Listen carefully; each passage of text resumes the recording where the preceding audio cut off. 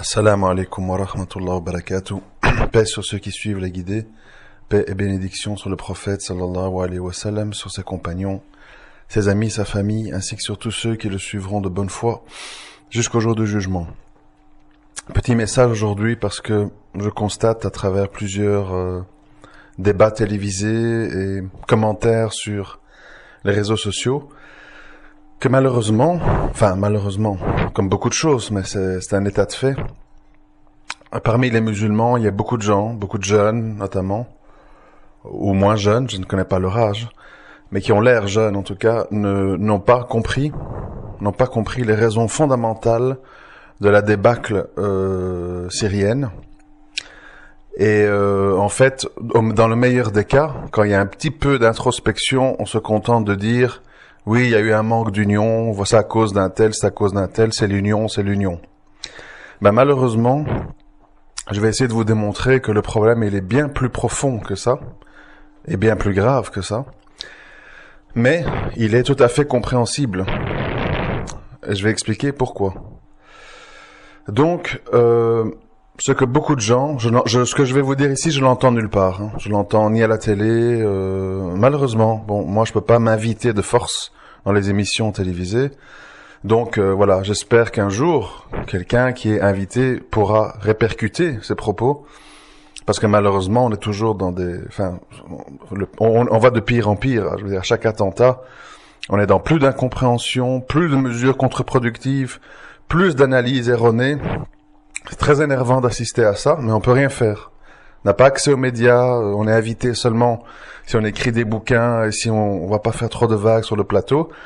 Et donc, voilà, pour les pensées alternatives, il n'y a pas de place. Quand on me demande un peu partout pourquoi je fais des audios, c'est parce que je fulmine, je brûle de l'intérieur de voir ces analyses fausses partout, dans tous les médias, sur des sujets extrêmement importants. Et les audios sont une sorte d'exutoire pour espérer que peut-être parmi les 1000, 2000, 3000 vues dans la vie de cet audio, il y aura une personne, un stagiaire, un assistant en production, je ne sais pas quoi, qui va dire « Tiens, il y a eu tel et tel propos qui était interpellant.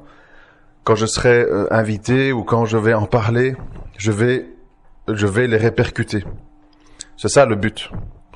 Beaucoup de gens n'ont pas compris pourquoi je fais des audios. Je fais des audios parce que c'est ma façon d'extérioriser ma frustration, de voir le niveau, je vais pas dire intellectuel, ça n'a rien à voir. Il y a plein de gens très intelligents sur ces plateaux télé, mais le niveau d'erreur dans les analyses qui sont faites sur des sujets quand même assez dramatiques, puisqu'il y a des attentats, il y a des guerres, il y a toute une série de choses qui touchent à la vie de millions de gens. Alors, ce que je n'ai jamais entendu, et qui me semble pourtant évident, pour un observateur un minimum averti, c'est que cette guerre syrienne, si on l'analyse avec un peu de détachement, et si on l'analyse sans émotivité, je parle pas de la guerre en elle-même, on connaît Bachar, les exactions, le tyran, les bombes, les barils, le TNT. Moi je ne parle pas de ça, ce sont des lieux communs qu'on connaît tous, moi je parle d'autre chose. Moi je parle en fait de l'attitude et la façon de se présenter au monde des musulmans. Les musulmans sont tombés dans le péché d'orgueil qui consiste à s'exposer au monde avec une image d'arrogance, de dominance, comme on aime dire Hizza, avec des images dignes de séries hollywoodiennes ou de jeux vidéo type GTA. Et en fait, finalement, on ne sait plus comporter en musulman. C'est quoi un musulman, en apparence? C'est quelqu'un de humble, c'est quelqu'un de poli, c'est quelqu'un de discret, c'est quelqu'un de sensible, c'est quelqu'un de pieux. Et on s'est retrouvé, sans que les gens s'en rendent compte, moi je m'en suis rendu compte, on s'est retrouvé avec des musulmans qui se sont exposés, j'ai pas dit qu'ils étaient, je connais pas les cœurs, je dis, ils se sont exposés au cœur avec une image de rappeurs musulmans. C'est-à-dire, je suis en Syrie, j'ai un pick-up, je ramasse du butin, j'ai des femmes, j'ai des esclaves, j'occupe les villas des anciens dignitaires du régime, je fais plouf-plouf dans la piscine avec mes potes, regardez mes selfies, allez, venez, c'est la folle ambiance ici. Puis, quand ils ont vu que ça faisait mousser en Occident, qu'ils cassaient des statues dans les musées ou qu'ils égorgeaient des journalistes, etc., déguisés en combinaison orange et compagnie, ils se sont dit, ah, ça marche, ah ben voilà, ah ben tout le monde réagit, ah ben allez, on va faire ça, on va augmenter la dose. Alors on passe à des noyades, et puis on passe à des pilotes brûlés vifs, et puis on passe à des femmes sur qui on a attaché des explosifs sous accusation de sorcellerie et qu'on fait sauter, et puis on met des têtes à l'entrée de la ville de Raqqa dans des grilles, etc., etc. Je suis désolé de le dire, je me ferais peut-être insulter. Moi, je suis là pour plaire à personne, hein. Ni aux autorités, ni au groupe, ni à qui que ce soit. Je suis là pour essayer d'avoir une parole d'équilibre et d'autocritique réaliste. Je suis pas là pour faire plaisir. C'est pas mon but. Je vis seul, je suis très heureux seul. Et j'ai pas besoin de m'affilier à un groupe pour me sentir bien. Voilà. Et donc, je dis que tout ça, ça a été un espèce de marketing. Ça a été une surenchère et ça a démontré, bien sûr que ça a attiré tous les desperados du monde entier. Ah bah oui, la génération GTA, elle veut ça. Donne-moi un shoot, donne-moi un rail de coke. Il faut que tu me fasses une vidéo qui me fasse exploser la tête. On veut pas des choses profondes, des lectures ou des exposés longs et compliqués. Ah non, même pour ça. C'est sans doute ça qui a justifié l'échec de ce qui est appelé dans les médias Al-Qaïda, c'est que c'était un groupe trop académique, trop intellectualisé, en tout cas pour leurs dirigeants. Alors évidemment, on a baissé de plusieurs crans, et on se retrouve en fait avec des maisons de production qui ressemblent à des clips de rap, dans lesquels les gens s'y retrouvent. Alors c'est bien joli, on va me dire oui, c'est efficace, c'est de la communication, c'est du marketing, etc. Je répète ce que j'ai toujours dit, en islam, la fin ne justifie pas les moyens. On va pas se déguiser en clown ou en singe pour être dans l'air du temps. À un moment donné, nous avons une éthique, une image, un comportement, un exemple à donner.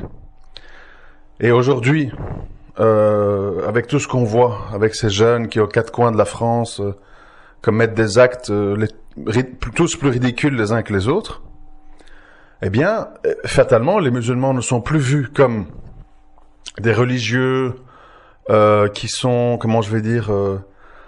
touchés par la mort de la veuve et l'orphelin, qui veulent la justice, qui veulent le bien, qui veulent combattre le blâmable, hein, comme je l'ai déjà dit dans d'autres audios.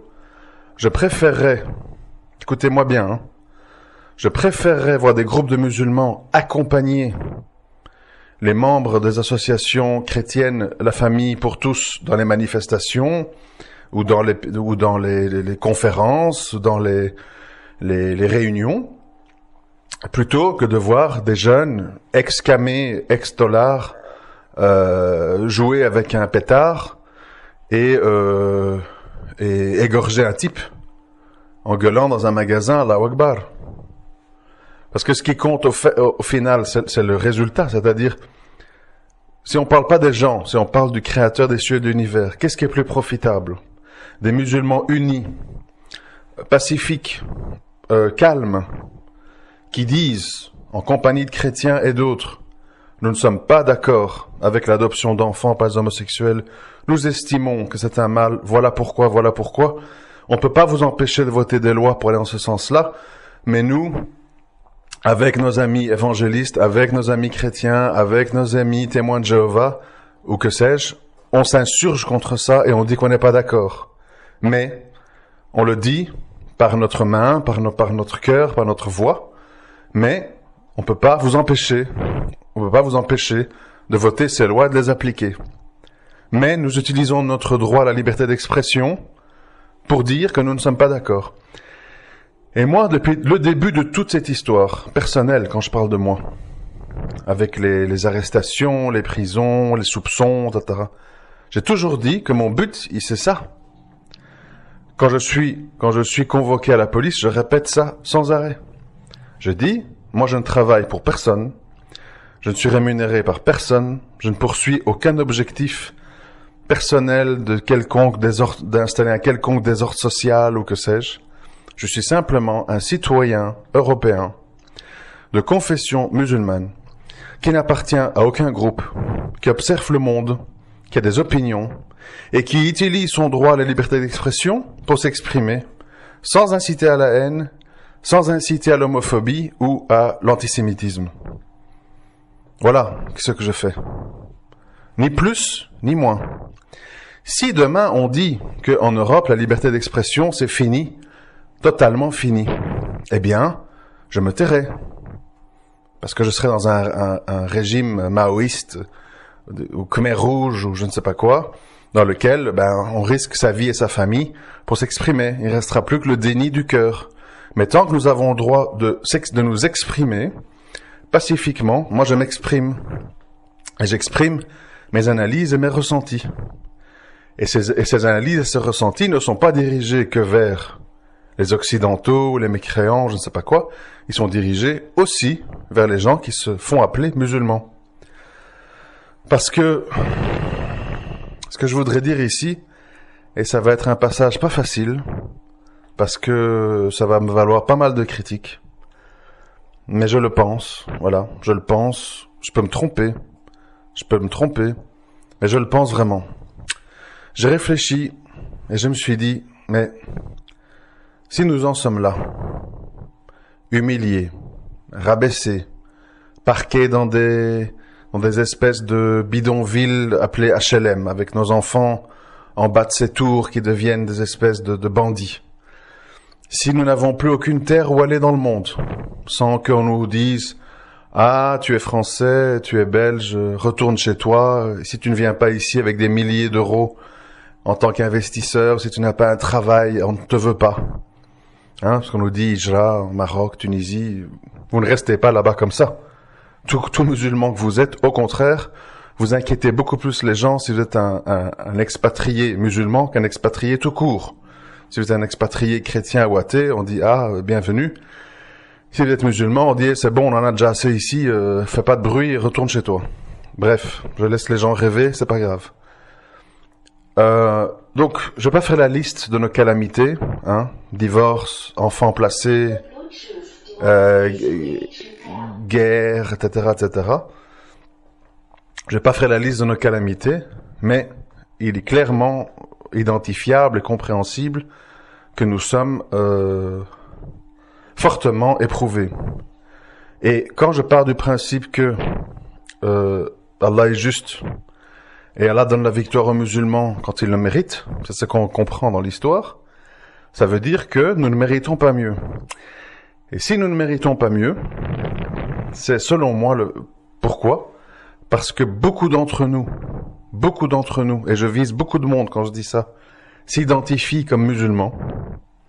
Les néo-salafis, les soufis, les frères musulmans, etc., etc. Tout le monde dit je suis musulman. Mais je crains, je m'en réjouis pas, mais je crains que beaucoup de gens qui se croient musulmans ne le sont plus. C'est ça ma crainte. C'est ça qui me chagrine.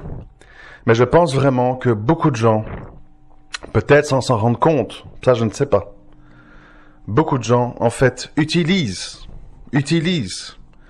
le paravent de la religion pour tomber dans la violence, tomber dans la vengeance, se marier à 1, 2, 3, 4 femmes, pour ne pas travailler. Combien de gens je connais qui sont aux allocations et qui disent, oui, mais bon, travailler avec la sunna, c'est pas facile, le machin, la barbe et compagnie, la prière à l'heure. Mais dans le fond, quand on les connaît bien, c'est en fait des gens qui sont paresseux. Et donc, c'est facile, évidemment, de dire, c'est la difficulté, c'est la sunna, et pas de dire c'est ma paresse. Parce que ces mêmes gens, quand ils ne travaillent pas, je ne les vois pas aller se coucher après la Isha, se lever le matin tôt, et partir le matin aider des pauvres, etc. Non. Je les vois se coucher tard, se lever tard, traînouiller à gauche à droite, enfin bref, je vais pas entrer dans les détails. Donc je pense que, pourquoi je dis ça? Je dis pas ça pour humilier, pour rabaisser, pour, comment dirais-je, pour diviser. Je fais ça comme une sonnette d'alarme. La sonnette d'alarme, c'est qu'en fait, on a touché le paroxysme de la schizophrénie avec justement ces événements en Syrie, où on a vu des jeunes musulmans ayant l'impression de combattre pour la ilaha illallah Muhammad Rasulullah, et qui au final combattaient pour beaucoup d'autres choses. Combattaient parce que leur groupe d'amis les avait convaincus de les rejoindre, combattaient parce que c'était racoleur d'avoir une image de soi avec des longs cheveux, une barbe, et dire aux filles, venez me rejoindre, je suis l'homme de votre vie. Combattre parce que on avait des belles Toyota pick-up avec une calache qu'on devait acheter soi-même à $1000, enfin bref, et qu'on pouvait prendre possession de villas et de piscines, et qu'on sautait dans les piscines en rigolant, etc., etc. Et toujours, je dis le meilleur filtre pour juger les gens, pas seulement les gens partis combattre, les gens ici dans les groupes, c'est toujours de se dire l'attitude de cette personne que j'ai en face de moi, ce frère musulman, ce néo-salafi, ce soufi. Est-ce que le prophète sallallahu alayhi wa sallam et ses compagnons auraient pu agir de la sorte? Est-ce que le prophète sallallahu alayhi wa sallam, il portait un pantacourt, et quand il croisait quelqu'un en jeans, il n'allait pas lui passer le salam? Est-ce que c'est envisageable? Est-ce que c'est possible? Je dis non. Est-ce que le prophète sallallahu alayhi wa sallam a demandé que, après sa mort, on construise une grande sépulture sur sa tombe, et qu'on vienne pleurer autour, faire des tawafs, jeter des fleurs, se gifler, pleurer, je sais pas quoi, sacrifier des moutons, des poulets, je sais pas, voilà. Non. Il a demandé une tombe la plus discrète possible, la plus effacée possible. Et quand vous êtes dans le cimetière de Médine, je n'y ai jamais été, mais j'ai vu des reportages, eh bien, c'est très anonyme. On voit une pierre avec de la terre autour. On ne sait pas qui est là, on ne sait rien.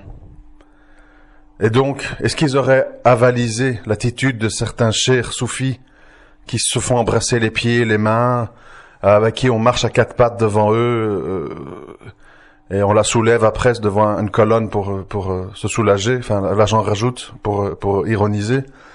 Ben non, ils n'auraient pas avalisé ça.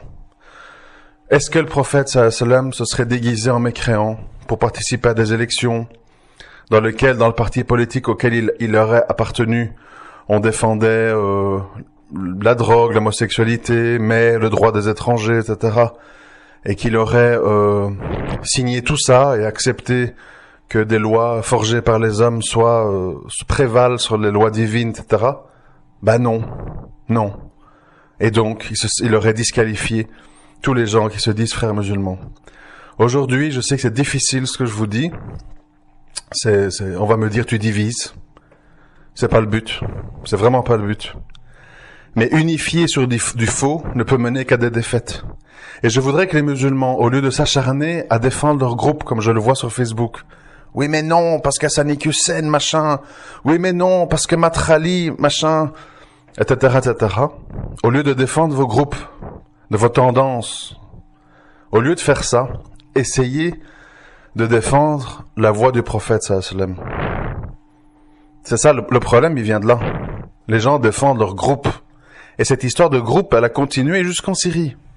Tu dois prêter allégeance à mon chef.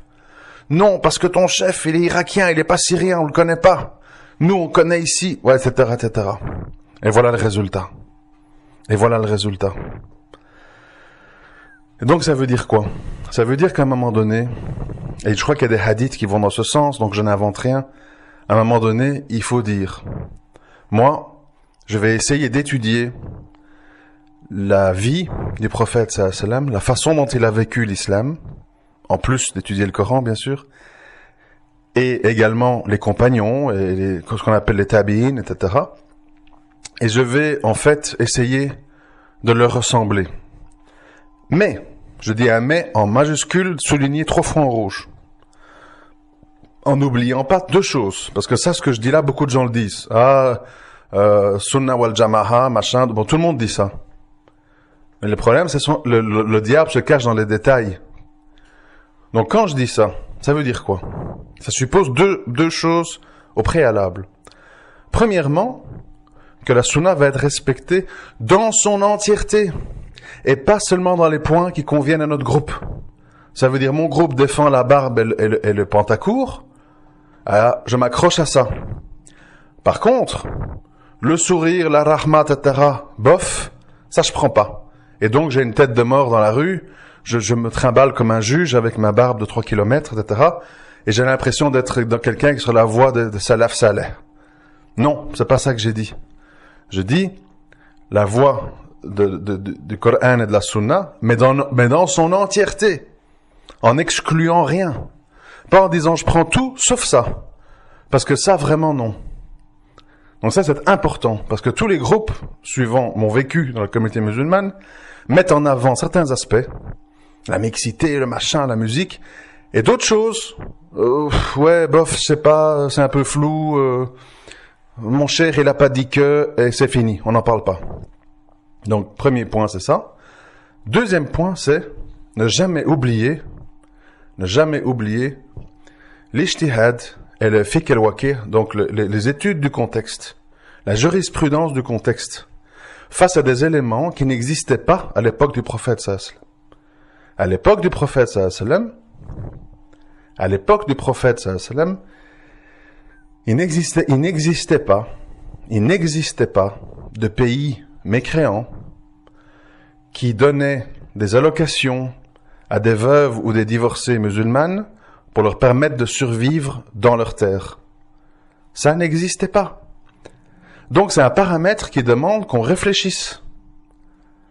À l'époque du prophète sallallahu alayhi wa sallam, ça n'existait pas des musulmans qui s'établissaient définitivement en terre mécréante, sous des lois mécréantes, et qui y éduquaient leurs enfants, y achetaient des maisons à crédit, et ils faisaient une foire au boudin annuelle au Bourget avec l'UOIF. Ça n'existait pas. Vous comprenez? Ça n'existait pas. Donc, si à un moment donné, on fait l'économie de la réflexion, du contexte, et qu'on s'arrête à des préceptes théoriques importants sur beaucoup d'aspects, mais incomplets, on se retrouve à faire des gaffes.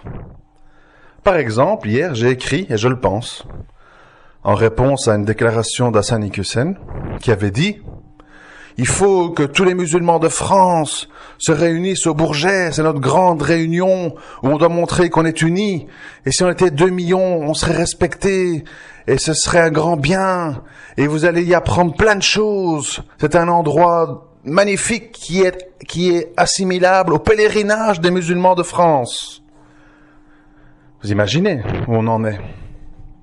Alors dans la réalité, c'est quoi? Ma réalité à moi, quand j'entends ça, c'est quoi? C'est qu'en fait, le Bourget est une grande kermesse dans laquelle on vend des t-shirts, on vend des voyages au Hajj, on vend des voiles, on vend des parfums, on vend des posters, on y voit des groupes de chanteurs palestiniens qui dansent, qui chantent au son de Vive la Palestine, Vive la Nation, etc., etc. Je crois que si vous venez avec un drapeau de Tawhid, vous serez arrêté à la porte d'entrée et on va appeler les flics pour vous dire il y a un perturbateur parmi nous. Je dis ça en passant, à méditer. Et, deuxièmement, si, comme Hassan le dit, il y aurait 2 millions de musulmans qui devraient se réunir là, et tous, même s'ils sont voilés de rose avec une barbichette plutôt qu'une barbe et compagnie, seraient là, je pense que ça va plus inquiéter les Français et les renforcer dans leur idée. Nous sommes envahis, ils sont partout, ils se mobilisent, aïe aïe aïe, allô Marine, allô Wauquiez vient nous sauver. Ça serait un effet contre-productif si le but de Hassan est vraiment l'intégration, comme il le dit. Mais le problème avec les frères musulmans, c'est qu'ils sont sournois, vous comprenez? Et ça, le français n'est pas dupe. Enfin, moi je ne le suis pas en tout cas. Et donc, en fait, leur but, c'est quoi? Leur but, extrêmement dangereux, parce qu'on voit le résultat en Égypte. Le but des frères musulmans, c'est de créer un État dans l'État. C'est de dire à un moment donné aux dirigeants, voilà, nous sommes des millions. Nous représentons des millions d'euros, des milliards d'euros en consommation par rapport à nos voyages, à notre viande halal, à nos bâtisses, à nos écoles privées, à nos mosquées, etc. On représente des millions de gens. Alors maintenant, vous allez nous écouter parce que nous sommes importants. Regardez, nous sommes 2 millions au Bourget. Vous voyez, on pèse en France. C'est pas des méthodes islamiques, ça. C'est pas des méthodes islamiques. Parce que, qu'est-ce que ça va amener? D'abord, les gens vont se dire, comme on a vu en Égypte, les gens se sont sentis, en fait, pris en otage par un groupe, une espèce de secte, une association, qui certes aidait les pauvres, avait des actions sociales et tout, mais voulait privilégier les intérêts de son groupe. Et a voulu dire, voilà, nous sommes nombreux, regardez, des millions de frères musulmans dans la rue pour protester. Au final, qu'est-ce qu'ils ont fait? Quelque chose de très banal, et qui va se reproduire en France, si on laisse les musulmans faire, c'est qu'à un moment donné, ils tirent dans le tas. Ils ont tué 1000 ou 2000, c'est ce qui s'est passé en Égypte. Femmes, enfants, peu importe. Tout le monde rentre chez soi, on met les dirigeants en prison, et c'est terminé. Vous comprenez? Ces gens, j'espère, de bonne foi, parce que si c'est de mauvaise foi, c'est encore pire. Ces gens veulent nous entraîner dans une confrontation en France en disant il faut s'infiltrer parmi eux pour peser, à la façon un peu des juifs. Mais les musulmans ne sont pas des juifs. Et c'est une méthode qui est évidemment vouée à pousser les gens à entrer en confrontation et à faire couler le sang. Et on dira, comme ils font maintenant, comme des singes, je m'excuse du mot, mais parce que ça me révulse, quand je vois des gens intelligents, des gens instruits, des universitaires, des gens qui connaissent le Coran par cœur, qui connaissent mieux que moi, qui pratiquent mieux que moi, à tous les niveaux, quand je les vois faire le signe de la main, Rabia 4, on en est là. On en est là, à être fiers, et à être fiers parce que 1000 musulmans ont été tués dans les rues par la junte militaire de Sisi, parce que Morsi a fait gaffe sur gaffe, et au final la population crevait de faim, et on dit remettez-nous un dictateur plutôt que ces incapables. Idem en Tunisie. Si des musulmans sont incapables, ils ne doivent pas prendre les rênes d'un pays. Comprenez? Parce que sinon c'est marche arrière, comme en Algérie, en Tunisie et en Égypte. Parce que les gens sont pragmatiques, je l'ai déjà dit.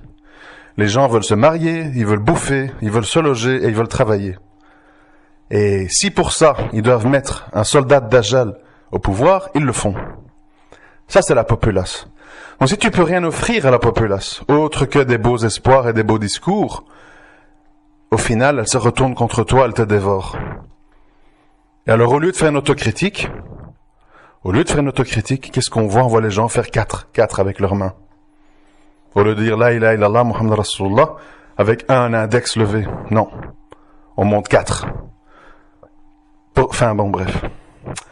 C'est terrible, Mais bon, revenons à nos moutons, je vais pas me faire long. Parce que je crois que vous avez compris où je veux en venir.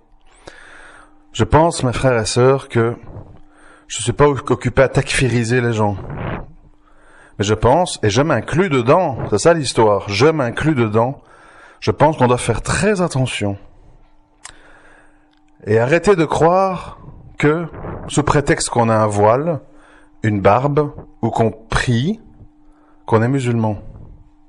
Être musulman, c'est un dogme, c'est une croyance, c'est une attitude, c'est une vision claire du bien et du mal, et c'est une façon d'agir. Comment voulez-vous que, en dehors de petits voyous ou de gens en mal d'émotions fortes, comme des petites gamines de 16 ans qui voient un bouba déguisé en musulman, comment voulez-vous que le monde reconnaisse comment je vais dire, la beauté, la supériorité de l'islam en tant que mouvement de justice sociale et de justice divine face aux agissements diaboliques? Comment voulez-vous que ce soit reconnu quand on ne voit que des mouvements de manipulation, d'infiltration. Enfin, je prends un exemple que je cite souvent.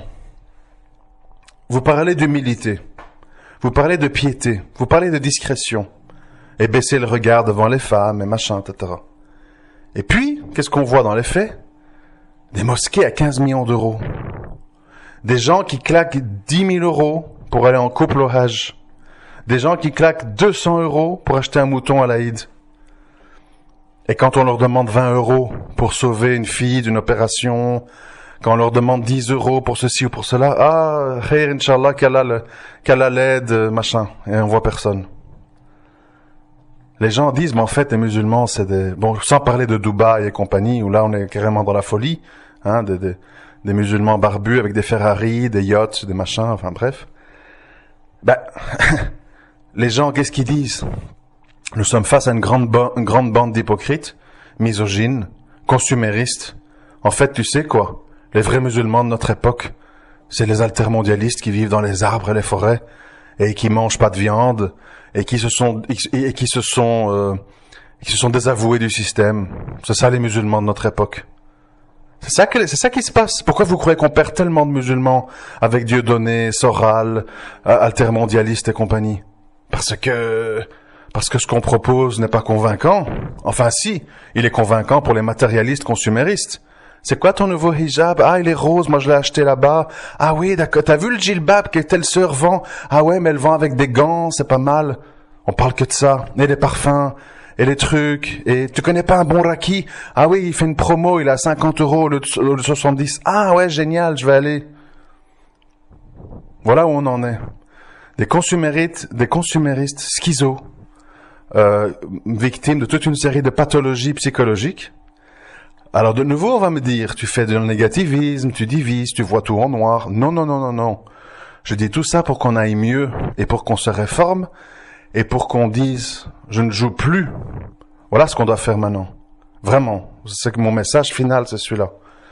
Maintenant, qu'est-ce qu'on doit faire? On doit dire aux gens, vous, les laïcs, vous, les démocrates, vous, les néo-salafis, vous, les frères musulmans, vous, les soufis, vous, les acharites, vous, les rafidas, etc. Moi, je joue pas à vos jeux. Mon Seigneur, c'est Allah. Et mon code de conduite, c'est l'attitude du prophète sallam dans la sunna. Pas devenir des coranistes, attention. Devenir des gens complets. C'est-à-dire accepter les hadiths authentifiés qui ne contredisent pas le Coran. Je répète, qui ne contredisent pas le Coran. Il n'y a aucune raison de les rejeter s'ils ne contredisent pas le Coran, ce serait de la mauvaise foi. Et de dire, moi, il m'apparaît clairement, d'après mes études, que l'islam, c'est ça, c'est ça, c'est ça, c'est ça, c'est ça. C'est la modestie, c'est le partage, c'est la solidarité, c'est la justice, c'est ceci, c'est cela. C'est s'occuper des orphelins. Bon, toute une liste. Et moi, je vois que tous ces groupes seraient désavoués par le prophète, sallam. Donc, moi je préfère, même seul, d'être du côté d'Allah et son messager, plutôt que du côté des groupes. C'est l'époque dans laquelle on vit, mes frères et sœurs, je sais que c'est dur à entendre, je le sais. Je sais que on aime bien être dans notre zone de confort, appartenir à un groupe, être pris par la main, etc. Ça rassure, on se sent encadré. Mais soyez courageux, si vous voulez vraiment le paradis. Si vous voulez vraiment le paradis, vous devez étudier, vous devez lire, vous devez réfléchir, et vous devez adopter un mode de vie et une conduite qui est la plus proche possible du prophète sallam et de ses compagnons, et pas de tel ou tel ou tel groupe qui défendent des intérêts mondains ou terrestres. Parce que, on a appris cette semaine, c'est pas un scoop pour moi, mais il y a des gens qui tombent des nues. On a appris cette semaine que le prince héritier saoudien a dit, oui, c'est vrai, nous avons diffusé le wahhabisme dans le monde entier. Parce que les Américains nous avaient demandé d'empêcher la masse musulmane de devenir communiste. Alors on s'est dit, si on diffuse un islam rigoriste, carré, très technique, très misogyne, très protecteur, eh bien on va empêcher les musulmans de dériver vers le socialisme, le communisme. Ah voilà, grosse coupe. Non, pas grosse coupe. C'est logique. Je vous répète que les groupes sont sponsorisés et financés par des gens qui veulent vous amener vers tel ou tel égarement. Je ne vais pas occuper à juger le wahhabisme d'Abdel Wahhab, entendons-nous bien. Je suis quelqu'un qui a une grande estime pour le livre Kitab Tawhid, qui m'a appris beaucoup, qui m'a renforcé, etc., dans mon vision d'unicité divine. Je parle de ce que les gens en ont fait, un outil de manipulation. Alors on dit wahhabisme, mais c'est pas le seul. Vous savez les autres, frères musulmans, soufis, chiites et compagnie. Les gens veulent vous embarquer dans des groupes dans lesquels on vous crée une bonne ambiance, on vous parle doucement, on vous rassure, on vous dit les choses que vous voulez entendre. T'es un doux, t'es un poète, t'es un raffiné, viens dans ma tarika soufia. T'es un excité, t'aimes le sang, t'aimes la baston, tu joues à Call of Duty jour et nuit. Viens dans mon mouvement djihadiste. T'es un intello, t'as fait des études universitaires, t'es en costard, tu travailles à la défense. Viens chez moi, les frères musulmans, on va s'infiltrer parmi les Français. Refusez tout ça, qui que vous soyez, jeune ou moins jeune, intello ou pas, noir ou blanc, suivez la voie du prophète sallam et de ses compagnons, et pas des manipulateurs en tout genre qui arpentent nos mosquées, qui arpentent les salles de conférence. Alors je dis pas que tout le monde est mauvais, je dis simplement quand vous écoutez quelqu'un parler au nom de l'islam, essayez toujours de vous dire est-ce que ce qu'il dit serait cachetonné, avalisé par le prophète sallam ou pas. C'est ça qu'il faut se dire.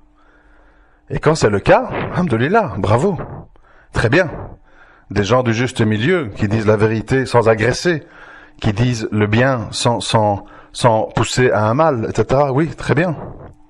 Mais pour ça, il faut faire un travail. Vous ne pouvez plus vous permettre, comme à une certaine époque, on a tous fait, on peut plus se permettre d'être en pilote automatique. Voilà, on écoute ce qui se passe, on achète les bouquins à la librairie islamique, le titre a l'air bien, la couverture a l'air clean, et dedans, il y a quoi? Il y a quoi dedans? Une bombe à retardement? Un égarement? Vous savez, ça regorge dans l'histoire islamique de mouvements d'égarement. Chacun a prôné des trucs, a rajouté des choses, a innové, etc., etc. Alors, je répète et je termine, ce n'est pas de la division. Je pousse les gens à se prendre en main. Pourquoi je dis ça? Parce qu'on risque gros. Moi, j'ai pas envie d'arriver le jour des comptes en devant justifier le fait que, t'avais compris ça et ça et ça, tu l'as pas transmis, t'as laissé les gens continuer dans leur égarement, etc. Non. Nous avons tous des comptes à rendre vis-à-vis de nos propres personnes et vis-à-vis de l'islam qu'on prêche autour de nous. Faut faire très attention. Et je répète, je sais que c'est dur à entendre, mais je crois, je suis arrivé à la conclusion que la majorité des musulmans pensent qu'ils sont musulmans, mais ils ne le sont peut-être pas. Et donc il faut se rattraper, il faut se réveiller, se repentir et revenir vers Allah et son messager avant qu'il soit trop tard. Inch'Allah. Assalamu alaikum wa rahmatullah wa barakatuh.